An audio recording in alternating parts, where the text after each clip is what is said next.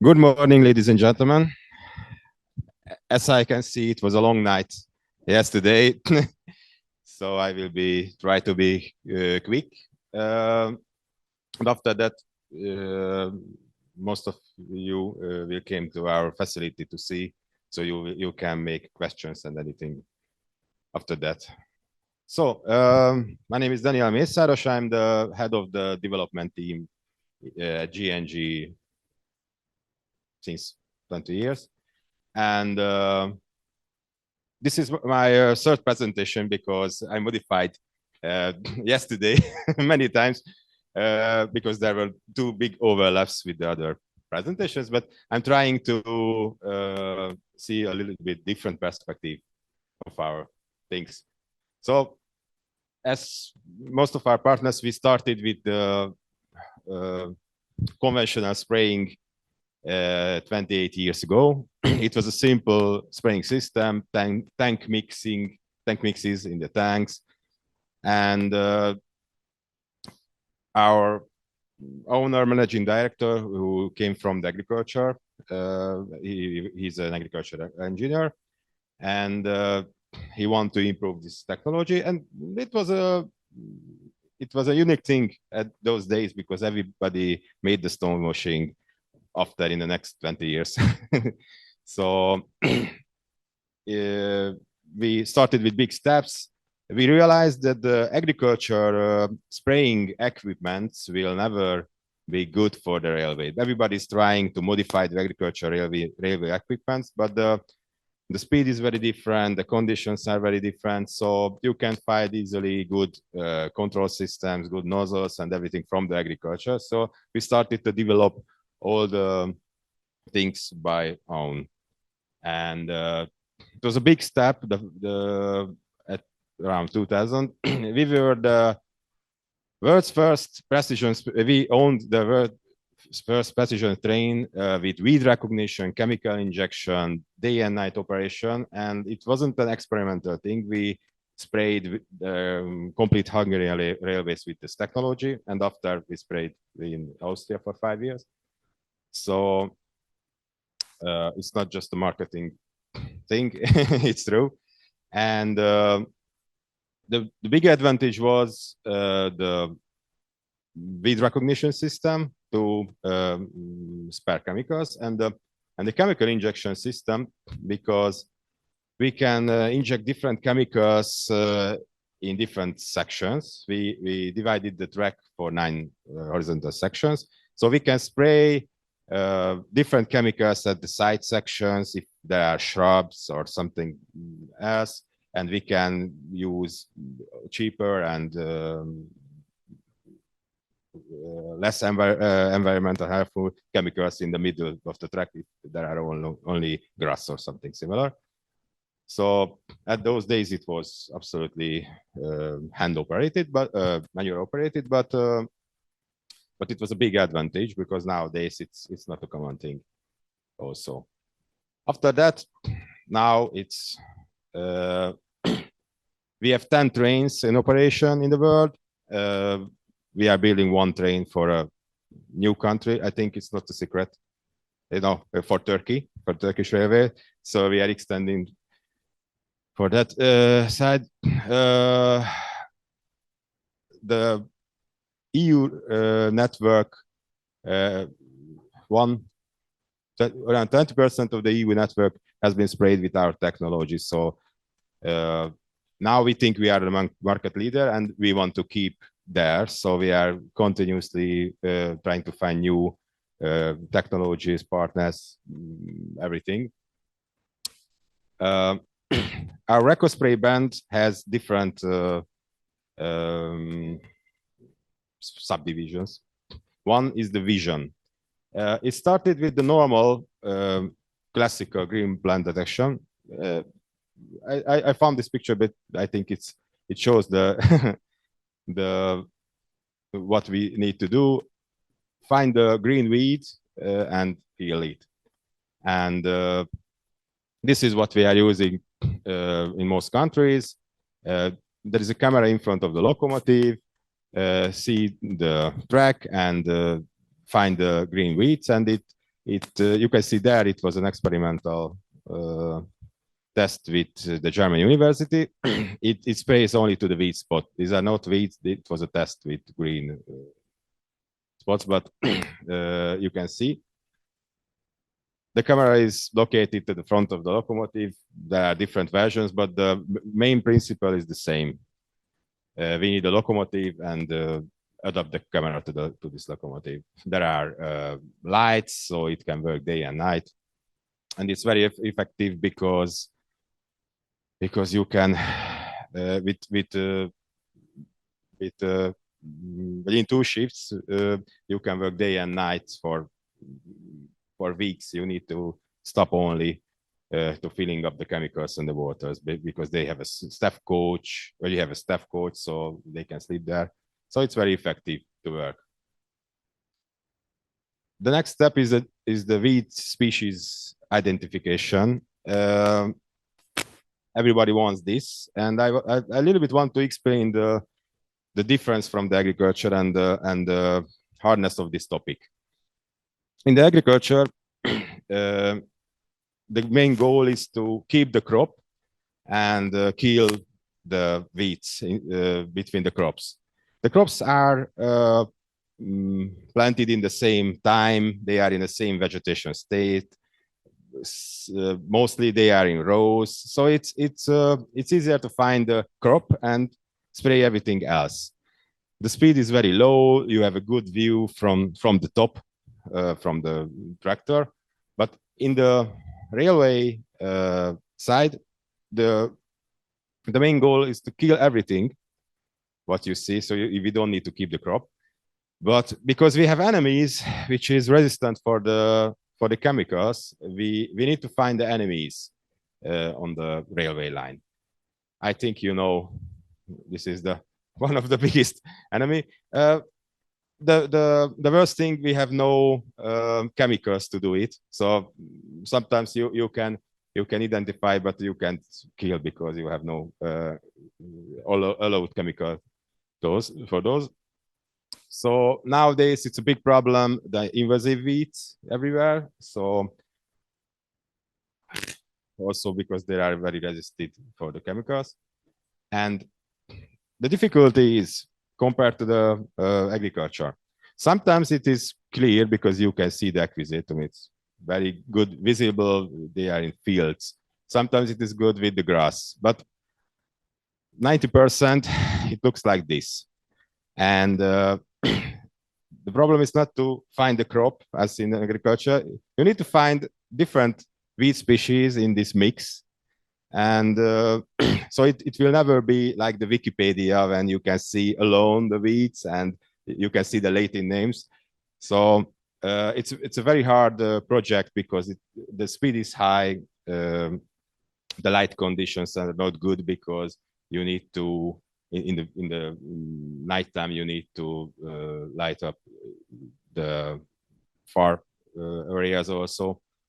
So it's a big challenge, but we are on it, and we are now we are trying with our partners. We are trying to collect the information. What are their enemies? Like in Belgium, the Japanese concrete, as I remember, Herr Roberts. I'm sorry, Herr Robert and the others, and we are trying to identify them well and geotag them, so you can see on the map later. So it's a big challenge. Everybody is making the big marketing with this. We can we have a species development, as we have species recognitions, but they are trying to adopt the agricultural systems, which is not working very effectively. With the AI, with the artificial intelligence, we are working on different topics also.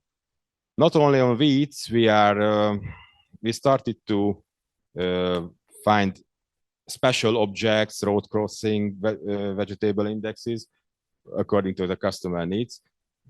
For example, our partner in the US, they want to see the road crossings from the train, and make a map from the coverage of the weeds, investigation of the weeds at the road crossings, because they can organize the mechanical weed killing methods. They can prioritize the trucks and the mechanical teams to go there. So it's also, I think it's thinking out of the box. It's not just from the online weed recognition. It will be a big advantage in the future, because in the Scandinavian countries, they are using our weed coverage data for analysis, the trends year by year. So I think it's a big it has a big future of this data analysis. It's also an experimental thing. We installed the AI camera last week in the US to see very wide, to check the railway crossings and you know, the tiles, railway tiles, the sleepers, the wood sleepers, because sometimes they are leaving the sleepers after the renewing the track, and they want to geotag them to organize the team who can pick up. So this vision is a big topic. The another big topic is the GIS-based solutions. We have an onboard system on the train. We call it Spray Navigator. It's a fully automated mapping system. You can see the maps. The yellow zone means this is a chemical restricted zone. You can use only, for example, pelargonic acid there. You can't use pre-emergent chemicals. The red zone is the no spray zone. Spraying is forbidden. And it is working fully automatically without any user intervention. Every customer is different. Sometimes they can send us a white list. It means the list of the tracks what should be sprayed, and all the other places are not allowed. Sometimes they are sending blacklist, like from France, the no spray zones, chemical restricted zones, what I said before. And it's also an interesting thing, pre-emergent spraying, what we talked yesterday evening. It's a possibility according to the weed mass, because the train is also mapping the weeds where they are. And in the next years, you can make a statistic from this weed coverage, and the system can spray the pre-emergent chemical only where the weed were in the last previous year. So you don't need to wash the stones in the very early spring season, because the system can say, okay, there were no weeds in the last few years, there is no need to spray there. So you can spare a lot of chemical there. It's also a big statistics and data analysis, and it can be adjusted for the customer needs. We have a cloud system. It is also a new thing for us. In the last few years, we make a big advantages there. It's a real-time tracking system for the train. The customer can see where the train passed the tracks and what is sprayed and what is not. In some countries, those informations are public, so the customer can say to the public, if you are interested what happened in your near to your field, you can see there, because the information is absolutely public and open. So it's also possible. Sometimes this visibility is very important in some countries. In some countries, it is a secret. So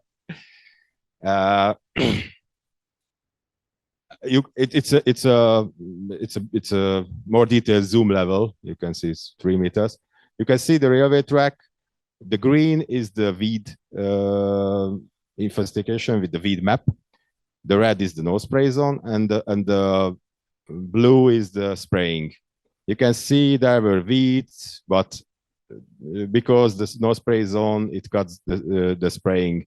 So it's absolutely transparent for the customers what the train is working and what the subcontractor is doing there. So it's a big advantage because nowadays we realized sometimes they are sharing data in papers and in Excel files, and so it's funny in this those years, but yes, it's happening.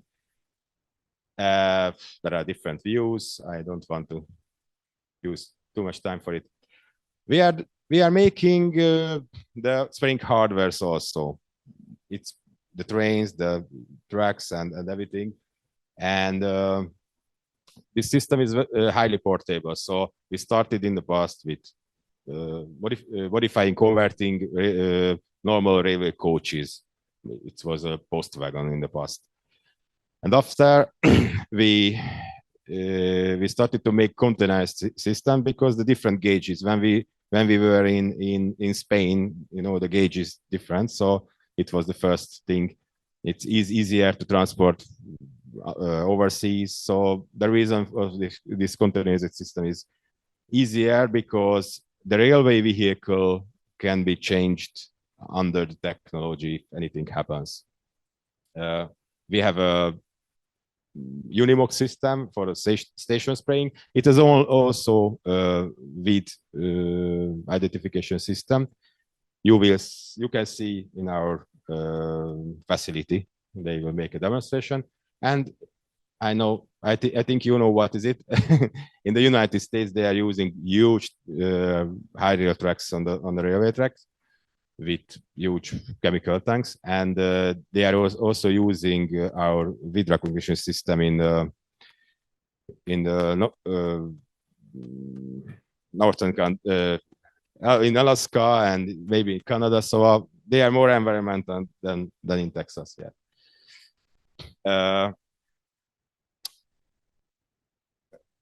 There are different things. Why is it reducing the chemical load of the environment? The vid recognition, it can spare a lot of chemical. The accurate GIS system is also very important because we can control everything. We can make statistics, and if the railway company got if the railway company must spare, for example, half of the chemicals from the next years because the government says, you can make very good statistics from the previous data, and you can decide what was the mostly infected zones, and you can make thousands of zones of the where it needs to be sprayed, and the train can do it automatically. Because unfortunately, I think it will be the future. You must use less and less chemicals, but you want to operate your railway tracks, so you need the best balance on it. We have this chemical injection system, what I said. We can inject 4 different chemicals for each independent sections. Only 1 chemical is allowed sometimes, so it's nowadays, unfortunately, it's not good. We have I will explain in the next slide. Yes, sorry, the night was long. So we can change the dosage very quickly. I will explain why is it important. The anti-drift technology is also the most advanced in the SNCF presentation. They show the results. It's also very important because you can say, yes, we are using chemicals, but the agriculture fields will not affect with the chemicals. And yes, day and night operations, it's also very important in some countries. Just a bit technical thing about this chemical injection. These are the valves, which is and the nozzles are directly here, and we are injecting the chemicals only there. It is a mixer unit, and this system only contains around 3 deciliter, 1 glass of spray liquid. It can it can be changed very quickly, around 1 second. What we need in our competitors, what can I say? So in the agricultural systems, the mixing point is very far from the nozzles, so there are no chance to change the chemicals, and it will be it will be a big advantage nowadays when you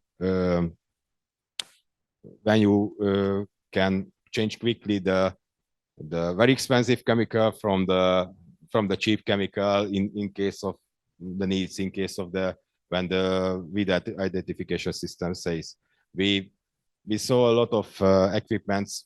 They say they have weed identification system for the agriculture, but they are spraying 100 meters with the previous chemical because they can't change the dosage quickly. I think it's a good marketing thing, but it doesn't make sense in the real world. So it's an important thing, I think. And we made tests also with the French containers. You can see now it is there are different colors. It's just normal coloring material, and we can change very quickly. And we are continuously developing because we know the chemical methods will be in the lower priority in the next years. But we hope there will be a lot of alternative chemical also to use, and we are looking for a non-chemical methods because we can combine them. Sometimes if you can find a good solution, for example, if the high pressure water is working, but you can do only under the coach because you can't go do it far. You can combine the things. You can use under the coach the high pressure thing, and you can use chemicals at the sites. In this case, you are also spending a lot of chemicals. So I think we need to go on this way, and this is why we are open for any cooperation with any new ideas, partners, because the main thing for the last when the glyphosate was cheap, everybody says, oh, it doesn't matter, you have weed recognition because it's very cheap glyphosate, so we don't need expensive and difficult and complex system to use. And nowadays, when the pelargonic acid came, everybody's just calculated, it will be very expensive, so we need weed recognition and we need everything. And it will came, I think, with new alternative solutions. They will be expensive, they will be slow. So with our technology, not only the weed recognition with the GIS and with everything, I think we can spare a lot of money and time and everything under the treatment. And this is why it is important thinking globally on this topic. So thank you for your attention. I think we will show everything what we can at the facility, and if you have any questions, we are open for it. Thanks.